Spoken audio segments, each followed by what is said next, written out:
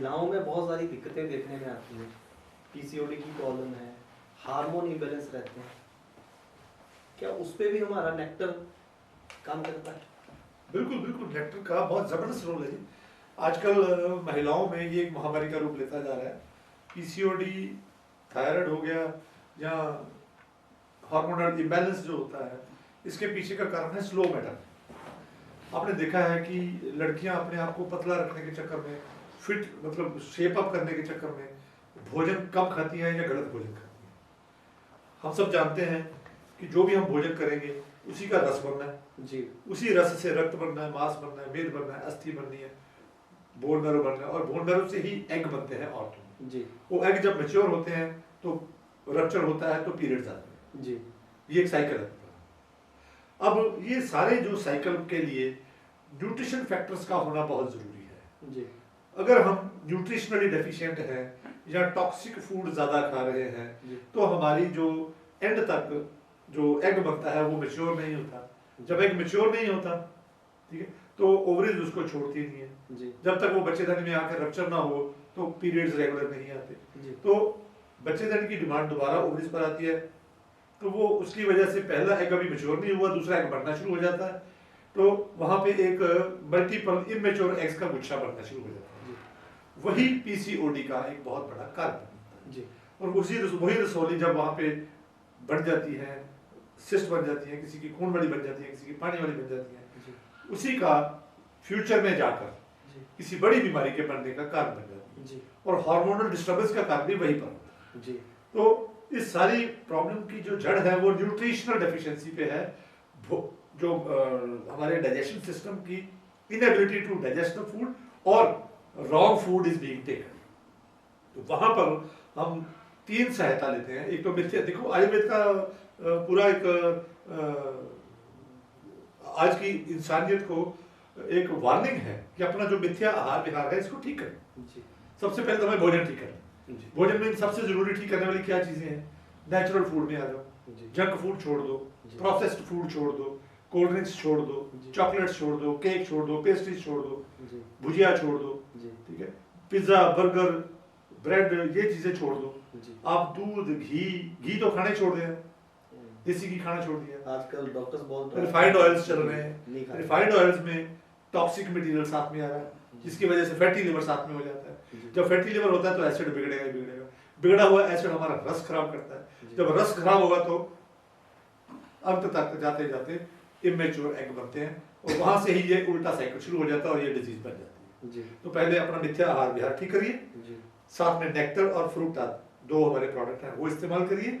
और एक्टिविटी का भी बड़ा रोल है सर्कुलेशन के लिए, मैकेनिकल सपोर्ट देने के लिए फिजिकल एक्टिविटी बहुत जरूरी चाहिए।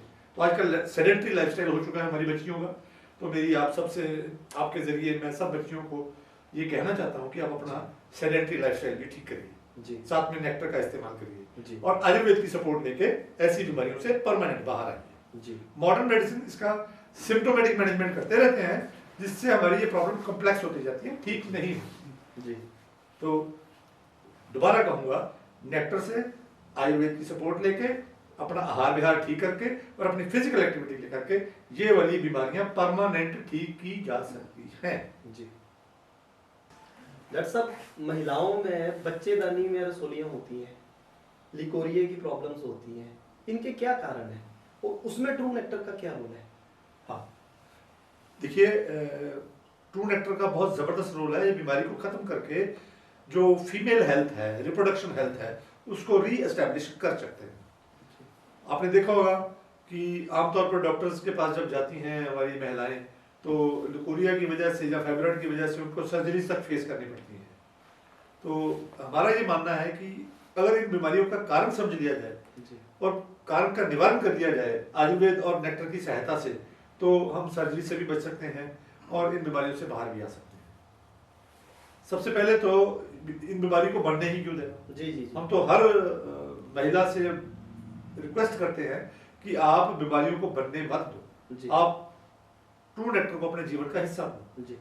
पर लोग हमारे पास जब आते हैं तब वो बीमारियां लेके आते हैं, तो हम उनको समझाते हैं कि देखिए, जितने भी हमारे शरीर के ऑर्गन्स हैं उन सब का अपना अपना एक लिम्फेटिक सिस्टम, एक ड्रेनेज सिस्टम होता है जी ऐसे ही जो बच्चेदानी है, जो रिप्रोडक्शन, फीमेल रिप्रोडक्शन ऑर्गन है, जी उसका जो ड्रेनेज सिस्टम है वो जब ब्लॉक हो जाता है किसी वजह से या क्लॉग हो जाता है किसी वजह से, तो वो जो टॉक्सिक मटेरियल है वो बॉडी जो है वो वजाइना के जरिए बाहर निकालना शुरू कर देती है, जिसको लिकोरिया बोल दिया जाता है जी और अगर हम लिकोरिया का इलाज कर लें या उसको बंद कर दें किसी वजह से, तो वही जो टॉक्सिक मटेरियल है वो शरीर में रुकना शुरू हो जाएगा। वो कहाँ रुकेगा?